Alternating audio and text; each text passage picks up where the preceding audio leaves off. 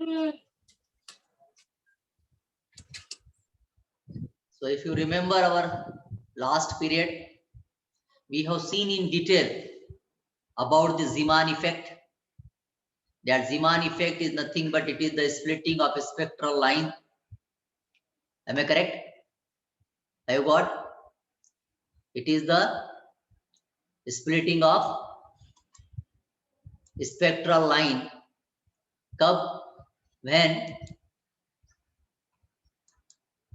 the magnetic field is applied.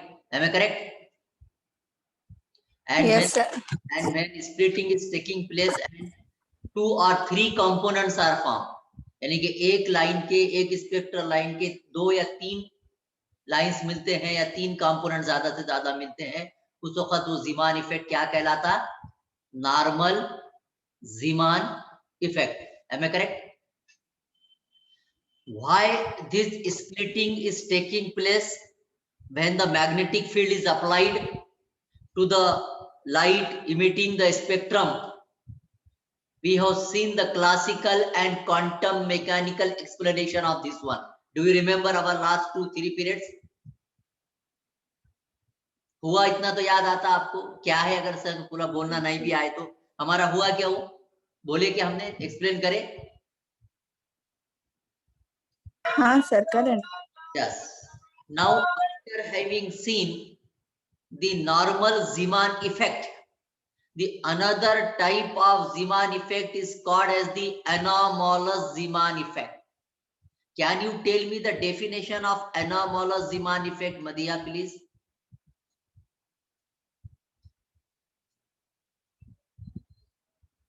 I have already explained the definition of same. Please unmute and tell me.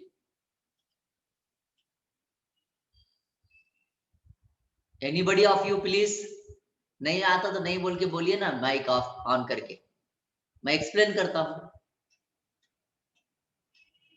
मदिया, Afsha, Arbaz, others. Anomalous Zeeman effect is nothing but it is also वो this. Magnetic field में जो होता तो splitting होती magnetic field. हाँ, वो उसको तो Zeeman effect बोलते ही हैं. उसमें anomalous किसको बोलते बोला था मैं? Anomalous बोले तो when the splitting of the spectral line takes place in such a way that more than 3 components are formed. एक लाइन के 2 या 3 लाइन, जब तक 3 लाइन बनते वो Zeeman effect, normal Zeeman effect रहता. लेकिन अगर एक लाइन के 3 लाइन से ज्यादा बन रहे, 4-5 बन रहे, कब? जब मैग्नेटिक फील्ड लगाई हुई मैग्नेटिक फील्ड, हालांकि स्ट्रॉन्ग मैग्नेटिक फील्ड नहीं है. कैसी मैग्नेटिक फील्ड है? वीक मैग्नेटिक फील्ड है. Week magnetic field. और इसके बाद भी वीक मैग्नेटिक फील्ड के बाद भी क्या मिल रहा? Spectral lines more than 3 component. एक लाइन के कितने लाइन मोटे अल्फाज में? More than 3. Then such type of Zeeman effect is called as anomalous Zeeman effect. Am I correct? That Yes. I have already explained you.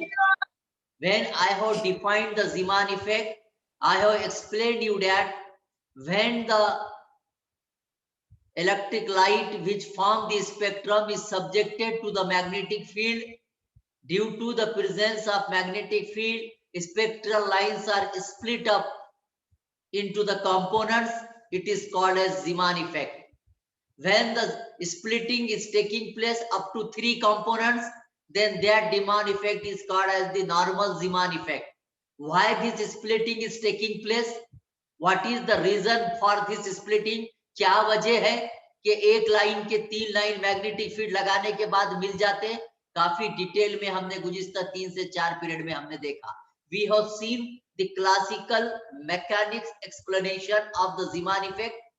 Simultaneously, we have also seen the quantum mechanical explanation of the Zeeman effect. Am I correct? We have also seen that the Zeeman effect is of 2 types. One, it is the normal Zeeman effect, and another is the anomalous Zeeman effect. Anomalous Zeeman effect means what?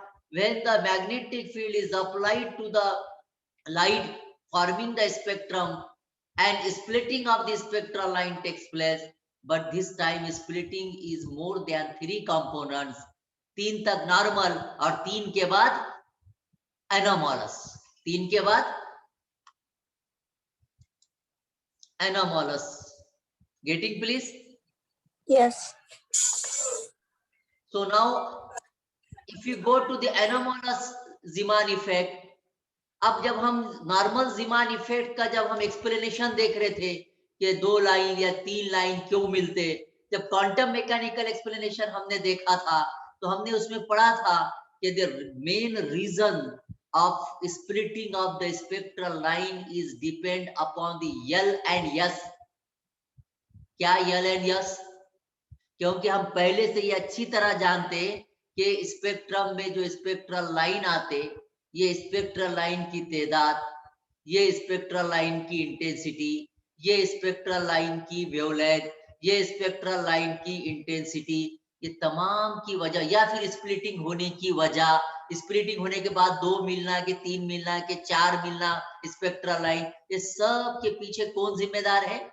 इसके पीछे जिम्मेदार है वो जो light इस्तेमाल कर रहे थे, वो हाइड्रोजन लाइट हो, मर्क्यूरी हो, सोडियम हो, जो स्पेक्ट्रल फॉर्म करती, उस एटम के वो जो एलिमेंट समझो हाइड्रोजन एटम है या सोडियम एटम है, उस एटम के आउटर मोस्ट ऑर्बिट में इलेक्ट्रॉन का बिहेवियर समझ में आ रही? जो आ जाए particularly Afifa, are you getting please? अगर आपका माइंड हाँ हो गया बहुत डिटेल में, आप जरा वीडियो देख लीजिएगा. तो हम पढ़ के अच्छी तरह से जानते हम कि स्पेक्ट्रल लाइन के पीछे कौन सी चीज जिम्मेदार है. तो जिम्मेदार है कि वो जो कलर जो लाइट है, चाहे वो हाइड्रोजन लाइट हो, चाहे वो सोडियम लाइट हो, चाहे वो मर्क्यूरी लाइट हो, सब ये क्या है? एलिमेंट है. ये एलिमेंट है बोले तो ये एटम्स के बने हुए हैं. एटम जो है तो किसका बना हुआ है? सेंट्रल न्यूक्लियस, और उसके अतराफ जो है तो इलेक्ट्रॉन. तो ये जो आउटर मोस्ट ऑर्बिट के इलेक्ट्रॉन है, इनका बिहेवियर, अब इनके बिहेवियर में बोले तो क्या भाई?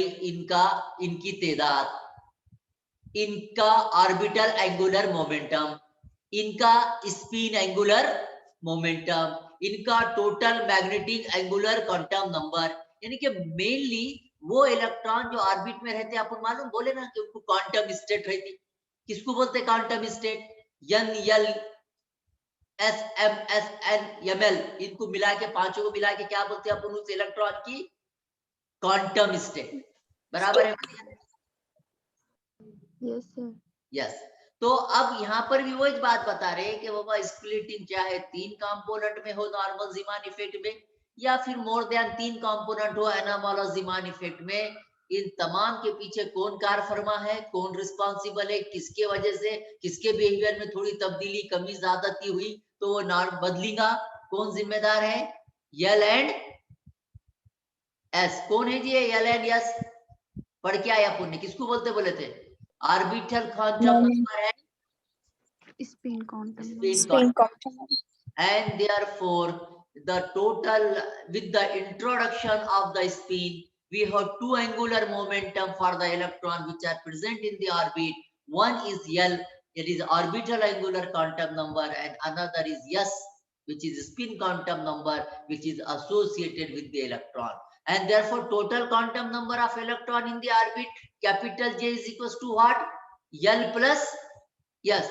देखिए ये भी हम ऑलमोस्ट आखिरी आर्टिकल्स में है. अब 1-2 आर्टिकल बाकी रह गए इस चैप्टर के. अच्छी तरह से हम पढ़कर आए हैं कि किसी भी इलेक्ट्रॉन की ऑर्बिट में टोटल क्वांटम नंबर मसावी है एंगुलर क्वांटम नंबर जमा spin quantum number. And therefore magnetic moment due to the orbital, जब आप इन्हें जब ऑर्बिट में रहता, ऑर्बिटल मोशन करते रहता, तो उसको मैग्नेटिक मोमेंट रहते. देख क्या है हमने एमएस वगैरह है. तो the magnetic moment of this electron when it is in a orbit and moving, that means in the orbital motion, the magnetic moment mu L is equals to I into EH upon 4 pi m. ये भी expression हमने पिछले article में देखे. हमें correct क्या हो गया है? Mu L. म्यू एल बोले तो क्या? एल से क्या कौन सी मोशन थी उसकी? जब ऑर्बिटल मोशन. म्यू बोले तो मैग्नेटिक के वास्ते, तो mu L is equal to I into L into EH upon 4 pi m. This is the magnetic moment due to the orbital motion. Now, but we know this mu L, that is magnetic moment, is directed oppositely to the because of negative charge of electron. यानी कि हमको ये भी मालूम है कि mu L जो है तो अपोजिट डायरेक्शन में रहेंगी क्योंकि इलेक्ट्रॉन का चार्ज ये निगेटिव चार्ज है। लिहाजा ऑर्बिटल मोशन की वजह से जो मैग्नेटिक मोमेंट है वो कितनी थी, mu L is equals to I into EH upon 4 pi m। लेकिन जब ऑर्बिट में इलेक्ट्रॉन है, ऑर्बिटल मोशन कर रहा, उसी वक्त हम ये भी अच्छी तरह से देख के आए कि ऑर्बिट में रहते रहते ऑर्बिटल मोशन परफॉर्म करते करते इलेक्ट्रॉन कौन सी मोशन भी परफॉर्म करते रहता, स्पिन। तो लिहाजा स्पिन मोशन की वजह से या स्पिनिंग ऑफ इलेक्ट्रॉन की वजह से जो मैग्नेटिक मोमेंट रहेगा उसका भी एक्सप्रेशन यही रहेगा, म्यू एस, यानी कि magnetic moment due to the spin of electron, mu S, उसका फार्मूला हमारे पास था mu S is equal to 2s into EH upon 4 pi m। Almost ऊपर की जैसी इक्वेशन, लेकिन यहाँ 2s बोले तो स्पिन का 2 इस वास्ते कि वो प्लस माइनस 1/2 है, दो वैल्यूज रहते हैं उसके, कभी प्लस और कभी माइनस। समझ में आ गया? चलिए, अब यहाँ पर भी वो बात कि म्यू एस अपोजिट डायरेक्शन में रहेगा क्योंकि इलेक्ट्रॉन का निगेटिव चार्ज है। अब ऐसी सूरत में the relationship between the magnetic moment and angular moment अगर हम देखें कि इसके हिसाब से देखें तो कुछ इस तरह की फिगर से जो है तो आप समझ सकते हैं कि मैग्नेटिक मोमेंट कैसा रहेगा due to spin and magnetic moment due to the orbital motion. अब ऐसी सूरत में resultant magnetic moment mu is not along the J since L and S are processes but about J, therefore mu L and mu S must also processes about J, and to find out the पहले mu L orbital magnetic moment, mu S spin magnetic moment, वैसी सूरत में the resultant या total magnetic moment mu S is resolved into two component, one is along the J and other is perpendicular to J। क्या होगा? To find the resultant magnetic moment of electron, each of these vectors mu, क्योंकि mu L और mu S ये vector quantity है कि scalar quantity है? पहले तो ये क्या है mu L और mu S? मैग्नेटिक मोमेंट है। किसके वजह से? ऑर्बिटल मोशन की वजह से और स्पिन की वजह से। लिहाजा इन दोनों ये जो वेक्टर क्वांटिटी है इनका यस यल और यस यानी कि म्यू एल और म्यू एस मालूम हो गया, तो यकीनन जब इनका रिजल्टेंट यानी कि दोनों की जमा या दोनों का नतीजतन जब मालूम करेंगे तो ये भी वेक्टर क्वांटिटी होगी। लेकिन ये vector quantity which is combination of these two mu L and mu S, it is resolved into two component। अब ये दो कंपोनेंट में तकसीम होगा ट्रिग्नोमेट्री की जैसा उसमें कैसा सिंपल हार्मोनिक मोशन में mg sin थीटा और mg cos थीटा में रिजॉल्व हो जाता था, वैसा ये जे जो है दो हिस्सों में दो कंपोनेंट में रिजॉल्व हो जाएगा और इसमें का एक कंपोनेंट जो है तो मैग्नेटिक फील्ड को परपेंडिकुलर रहेगा और दूसरा जो है तो मैग्नेटिक फील्ड के डायरेक्शन में रहेगा। And therefore the value of perpendicular component of each vector average over the period of motion will be 0 since it is constantly changing the direction, and therefore effective magnetic moment of electron वो कितना बन जाएगा? It will be given by this formula। Can you see this formula please? Mu J is equals to component of mu L along the direction of J plus component of mu S along the J direction of this J। तो लिहाजा EH 4 pi m, चलो वहां का जैसा कैसा cos of पहला component L into J plus E by M 4 pi, दूसरा spin quantum spin moment का जो है तो component 2s cos of SJ। Solve करें इसको। क्या मुश्तरक निकला?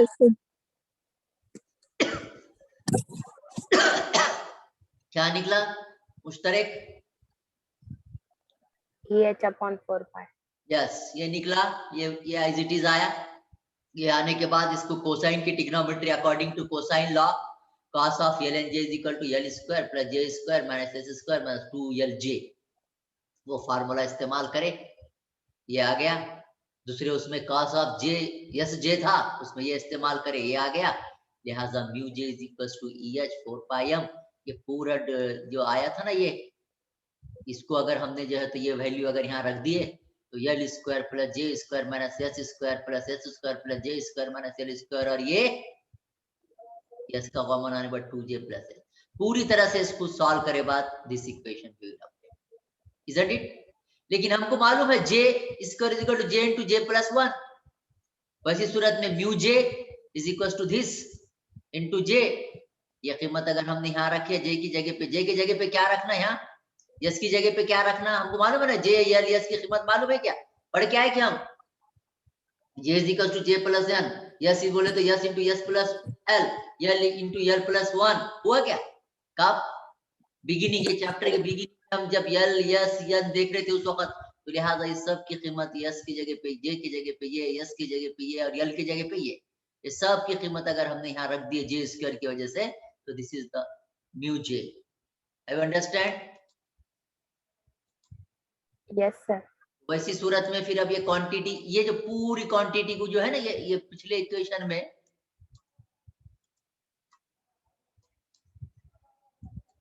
ये आया था ना, पूरी क्वांटिटी थी ना, ये इसके जगह पे G रखेंगे, एक कांस्टेंट, और ये कांस्टेंट क्या कह रहा था, लैंड्स G फैक्टर, इसको क्या नाम से पुकारती है, पूरा इतना है ना, इसके जगह पे क्या रखने का, खाली शॉर्ट में G, और this G is called as the Lande G factor. तो लिहाजा जब इसके पूरे की जगह पे G रखेंगे तो म्यू J बन जाएगा EH upon 4 pi m G into J।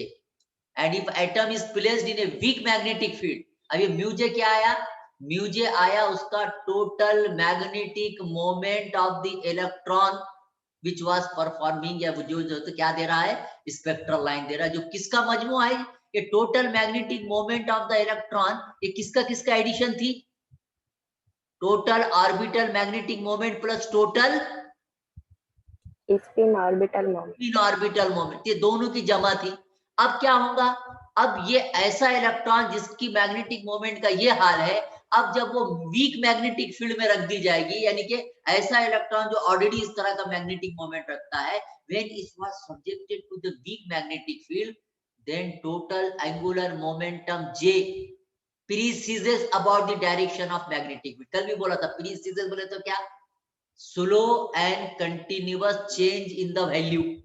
तो क्या होगा, ऐसा इलेक्ट्रॉन या ऐसा इलेक्ट्रॉन जिसकी मैग्नेटिक मोमेंट का ये हाल है, mu J is equal to EH upon 4 pi m into G into J है, और जब ये इलेक्ट्रॉन जो कि ऑर्बिट का हिस्सा था और जो कि स्पेक्ट्रल लाइन फॉर्म करने में अपना रोल प्ले करता था, जब उसको वीक मैग्नेटिक फील्ड मिल जाएगी और उन्हें इस तरह का चेंजिंग रहेगा, तो उन्हें टोटल मैग्नेटिक मोमेंट उस इलेक्ट्रॉन की कैसी होते रहेंगी, टोटल मैग्नेटिक मोमेंट, वेक्टर बोलते हैं हम, क्योंकि वेक्टर क्वांटिटी है J, precesses about the direction of magnetic field, जो डायरेक्शन में मैग्नेटिक फील्ड रहेंगी उस डायरेक्शन में वो कंटिन्यूअसली प्रीसेशन उसका होते रहेगा, और उसके नतीजे में the additional energy delta E due to the action of magnetic field on this atomic magnet which is called as delta E is equals to mu J into B cos of J into B, it is equals to this formula EH 4 pi m G बोले तो ऊपर का land G factor, B cos J of B।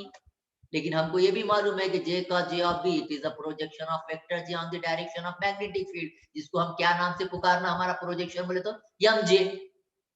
लिहाजा delta E यानी कि total energy जो है वहां पर इलेक्ट्रॉन की, जिसका कि मैग्नेटिक मोमेंट वगैरह ये था, it is equals to EH 4 pi m into Bg, this one, and this quantity EH upon 4 pi m B is called as the Lorentz unit, and it is the unit of energy used for expressing the splitting of energy level in mag। जब energy ऐसी बढ़ती और कम होती रहेंगी तो फिर क्या होगा, ये इलेक्ट्रॉन जब मैग्नेटिक फील्ड में जाएंगे तो स्पिन के, अब इनका सारा दारोमदार किसके ऊपर दिख रहा है जी तुम्हारा, ये किसकी एनर्जी है, स्पेक्ट्रल लाइन की एनर्जी है, ये किसकी एनर्जी है, चेंज इन स्पेक्ट्रल लाइन है, किसके ऊपर डिपेंड करती है, कहां बदलेंगी, ये तो कांस्टेंट है, ई constant H,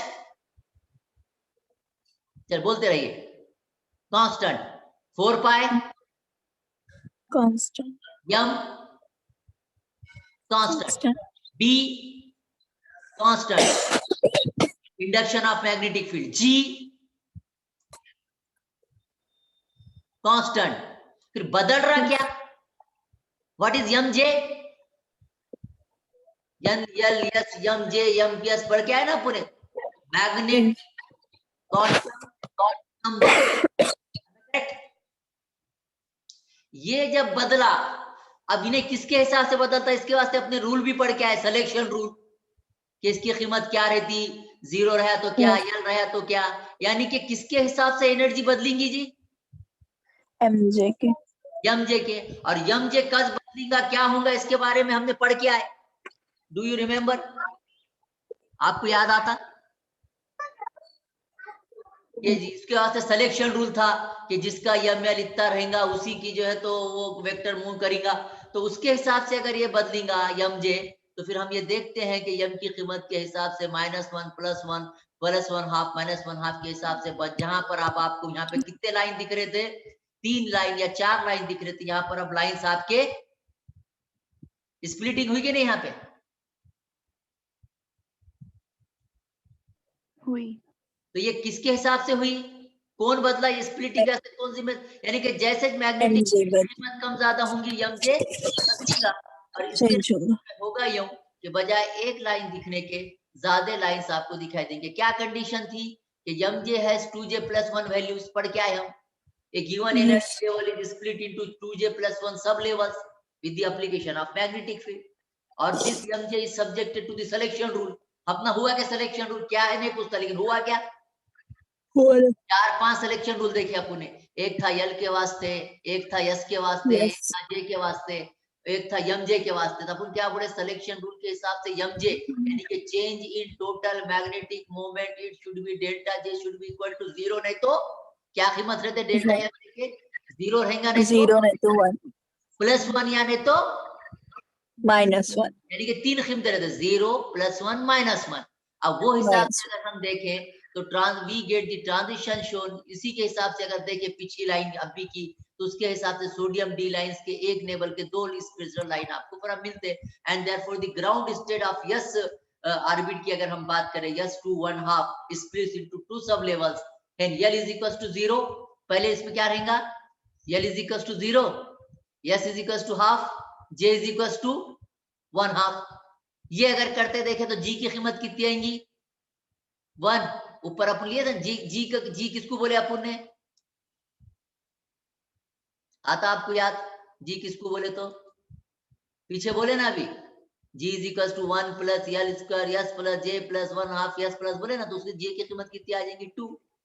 since M J can have this value 1/2 and -1/2, G M J can have the fact values +1 और -1 एंड देयर फॉलोइंग। नीचे अगर हमने देखे टेबल के हिसाब से, तो आप देख सकते हैं कि यस की कीमत या वेवलेंथ किसकी कैसी बढ़ेगी? 2p 1/2 से चेंज होके नहीं जाएगा 2 c 1/2। वो हिसाब से अगर देखें तो आपको ऐसा समझेगा स्टेट यल यस जे जी यम जे, ये क्या है? ये सबको मिला के क्या बोलते हैं? यल यस जे जी यम जी जे, क्या है ये? क्या है ये? यल यस जे को क्या बोलते बोला मैंने? बोलो, कुछ गलत बोलो। स्टेट। कौन सी state? Quantum state. Quantum state. अगर यल की कीमत 0, यस की कीमत हाफ, जे की कीमत हाफ रही, तो ये किसके अंदर रहेगा? ये कौन से ऑर्बिट में? Yes doublet half. ऐसा पढ़ने का तरीका भी हुआ अपना कि कैसा पढ़ना है इसको ऑर्बिट को। ये P doublet half, P doublet 3/2, ऐसा पढ़ते ना। इसको पढ़ने का तरीका भी देखिए, वीडियो देखिए आप प्लीज, जो नहीं थे उनसे रिक्वेस्ट है उस वक्त ये दिस वैल्यूज आर देयर। तो this is about the anomalous. तो शार्ट में अगर खाली इतना तो उसका एक्सप्लेनेशन नहीं पूछता उन्हें, लेकिन जो शार्ट में जो देखते हम, तो उसके हिसाब से क्या है कि एक बजाय 3 लाइन मिलने के स्प्लिटिंग में मिलते हैं more than 3 lines। 3 line, more than 3 lines मिलना मैग्नेटिक फील्ड लगाने के बाद, और वो भी वीक मैग्नेटिक फील्ड लगाने के बाद, कौन से किस्म का ज़ीमान इफेक्ट कहलाता? न्यूकमर जो आज आए हैं खास तौर पर, बोलिए। Anomalous Zeeman effect. और अगर 2 या 3 लाइन स्पेक्ट्रल लाइन मिल रहे, 3 कंपोनेंट मिल रहा मैग्नेटिक फील्ड लगाने के बाद, तो वो कौन सा कहलाता? Normal Zeeman effect. चलिए, after having seen the anomalous Zeeman effect, the next one more thing I would like to explain you, Paschen effect, Paschen back effect। अभी Paschen back effect कोई भारी चीज नहीं है, बल्कि Paschen and Back ये दोनों साइंटिस्ट के नाम है, और these two scientists have found that whatever be the anomalous Zeeman pattern, यानी कि 4 स्पेक्ट्रल लाइंस का या एक लाइन का तकसीम होके 4 या 5 स्पेक्ट्रल लाइन का जो पैटर्न आता है वो कौन सा पैटर्न कहलाया? Anomalous Zeeman pattern of a given line in a weak magnetic field. The pattern always approximates the normal Zeeman triplet as the field strength is progressively increased. This reduction may occur either through the correlation of lines or through the disappearance of certain lines. This transition phenomenon is called as Paschen back effect. फिर एक बार सुन लीजिए क्या है। तो ये क्या बोल रहे कि साइंटिस्ट पाशन और बैक ने क्या फाउंड किया? These two scientists have found that the anomalous Zeeman pattern, anomalous Zeeman pattern बोले तो क्या बाबा? कितने पैटर्न एक स्प्लिटिंग लाइन के, एक लाइन के स्प्लिटिंग हो गए कितने लाइन या कितने कंपोनेंट? More than 3 components. कब? जब वीक मैग्नेटिक फील्ड लगाए। समझ में आ गई बात?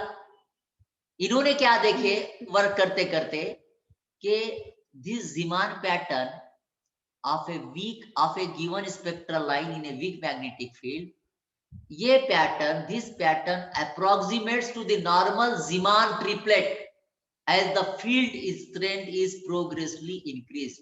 उन्होंने ये भी देखे कि ये Zeeman इफेक्ट में जिसमें एक लाइन के 5 लाइन थे, 6 लाइन थे, लेकिन कब? जब मैग्नेटिक फील्ड कैसी थी? Week magnetic field. अपन बोले थे कि वीक मैग्नेटिक फील्ड में एक स्पेक्ट्रल लाइन की अगर 3 से ज्यादा कंपोनेंट बन रहे होंगे तो उन्हें कौन सा इफेक्ट? एनामॉलस Zeeman effect. देखिए, और वो एक लाइन के जो मोर देन 3 लाइन वाला पैटर्न आया, स्पेक्ट्रम आया, वो हमारा कौन सा पैटर्न? एनामॉलस Zeeman pattern. बराबर है क्या? इन्होंने क्या देखे दोनों ने कि ये Zeeman पैटर्न में, ये एनामॉलस Zeeman पैटर्न में बजाय वीक मैग्नेटिक फील्ड के अब अगर ऐसा मैग्नेटिक फील्ड की ताकत बढ़ाए, यानी कि if the strength of the magnetic field is increases progressively, ऐसा तो वो क्या देखे उन्होंने, क्या फाउंड करे एक्सपेरिमेंट में कि ये जो 5-6 लाइन आए थे कि वीक मैग्नेटिक फील्ड में, उनकी तादाद क्या हो रही? कम हो रही। अगर वो 5 लाइन 6 लाइन से मैग्नेटिक फील्ड की स्ट्रेंथ बढ़ाने के बाद 6 लाइन के 3 लाइन तक या 2 लाइन तक आ रहे होंगे, तो फिर अब वो एनामॉलस Zeeman पैटर्न रहा क्या? नहीं। कौन से पैटर्न में आ गया? उन्हें कौन से कैटेगरी में चले गया? नॉर्मल Zeeman के। Am I correct Afifa? Yes sir. यानी कि दिस रिडक्शन में आकर अब ने क्या बोल रहा है कि ये जो है तो approximate to the normal Zeeman triplet as the field strength is progressively increase, and this reduction यानी कि ये स्पेक्ट्रल लाइन का रिडक्शन, ये स्पेक्ट्रल लाइन में कमी में आकर either through the coalescence of lines और through the disappearance of certain. Coalescence बोले तो एक लाइन का दूसरे ऊपर, यानी कि 6 थे ना भाई, तो 6 के क्या हो गए? एक दूसरे के ऊपर आ गए। तो अब एक दिखेंगे कि 2 दिखेंगे, समझो एक के ऊपर दूसरी आ गई, तो अब उसको क्या पकड़ना? तुमने 6 पकड़ना। ऐसा समझो, एक के ऊपर 2, एक के ऊपर 2, एक के ऊपर 2 आए तो 6 के कितने हो गए? 12। ये 2 थे, दूसरी आके यहां बढ़ गई, कितने? 12 पकड़ते क्या? 9। अरे भाई 2 लाइन थे, अलग अलग थे, ऐसा करते वक्त कुछ तो भी हुआ और बाद में दोनों आके मिल गए, तो अब कितने लाइन दिख रहे? 2 दिख रहे, 1 दिख रही? नंबर में गिन रहा हूं, बोलो मैं नंबर में। 1 दिख रही, तो फिर कम हुई ना तादाद? Madi are you getting? Yes sir. हाँ, तो यही बोल रहा है कि ये रिडक्शन नंबर ऑफ लाइंस के अंदर रिडक्शन कैसे हो रहा? It is occurring through the coalescence of lines, या फिर through the disappearance of certain, यानी कि 6 के 3 या 12 के 3 कहां से हो रहे, एक तो एक दूसरे के ऊपर आके तादाद कम हो जा रही है, तो कुछ लाइन डिसअपियर हो जा रहे मैग्नेटिक फील्ड की स्ट्रेंथ बढ़ाने के बाद। और इस तरह का एनोमलस जीमान पैटर्न का तब्दील होते होते जो है नॉर्मल जीमान की तरफ का जाना, या ये इफेक्ट, ये असर, ये अमल क्या कहलाता, पास्चन बैक, पास्चन नाम है साइंटिस्ट का, back effect, Paschen back effect. ठीक है, क्यों ऐसा होता सुन लीजिए। कब हो रहा था ये ऐसा, नॉर्मल जीमान पैटर्न जो है तो sorry anomalous Zeeman pattern normal की तरफ कब बदल रहा था, क्या बढ़ाए तो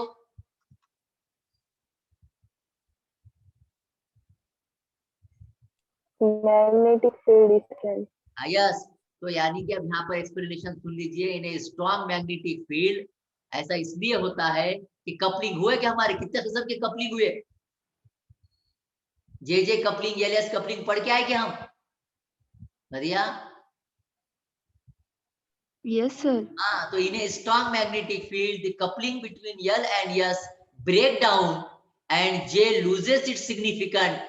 ये काय की वजह से हो रहा है उसका एक्सप्लेनेशन दे रहे कि जब मैग्नेटिक फील्ड की कीमत बढ़ जाती तो orbital angular quantum, orbital angular momentum और स्पिन एंगुलर मोमेंटम के दरमियान जो कपलिंग है, L S coupling, that is breaks, और उसकी वजह से J loses the significance, L and S are quantized separately, L and S precesses separately about the external field B, which is independent of each other, and therefore the energy due to the presence of the field then made up to two parts, one arising from the precession of I about B and other from the precession of S about B। यानी कि break उनकी coupling टूट जाएंगी, coupling टूट जाने की वजह से यल और यस अलग अलग हो जाएंगे। इसकी वजह से जब यल और यस अलग हो गए तो जे अपना सिग्निफिकेंट खो देगा, और जे सिग्निफिकेंट खोने की वजह से यल की कीमत यल1 यल2 यल3 यानी कि वो भी क्वांटाइज हो जाएगा, S1 S भी क्वांटाइज हो जाएगा, और इसके नतीजे में ऐसा होगा कि एक्सटर्नल मैग्नेटिक फील्ड के हिसाब से स्पेक्ट्रल लाइन की एनर्जी चेंज होने लगेगी। The energy change is due to the presence of field then made the two parts. अब ये फील्ड भी चेंज तो होंगी लेकिन इसके दो हिस्से बनेंगे, एक बनेगा यल और बी के प्रिसेशन के साथ और दूसरा बनेगा यस और बी के प्रिसेशन के साथ। लिहाजा स्पेक्ट्रल लाइन की अगर हम एनर्जी देखें, change in line of change in the energy of spectral line delta E is equals to delta E into L, मतलब delta E L plus delta S, यानी कि change in internal energy due to orbital quantum number, orbital moment, and delta E change in total energy of the spectral line due to spin quantum number, isn't it? और as a result of this अगर वो हिसाब से देखे तो अब क्या करना हमने, B is equals to EH4 पाई, ये हिसाब से ये फार्मूला लेकर आ गए। तो अब ये फार्मूला इस तरह से बनेगा और यहाँ पर टोटल जो एनर्जी बनेगी it will be of this type. ये किस पर डिपेंड कर रही है, तो पूरा कांस्टेंट है, एनर्जी किस पर डिपेंड कर रही है, फिर एक बार ml और MS. और ये क्या है, इनके वास्ते भी सिलेक्शन रूल पढ़ के आए हमने कि this quantity ml plus 2ms is known as the strong field quantum number and it is evidently an integer। क्यों, कि delta ml is equals to 0 नहीं तो Plus minus 1. और ms 0. 0 नहीं तो फिर और उसका बाद में ये मिलाने के बाद 0 या प्लस माइनस आता।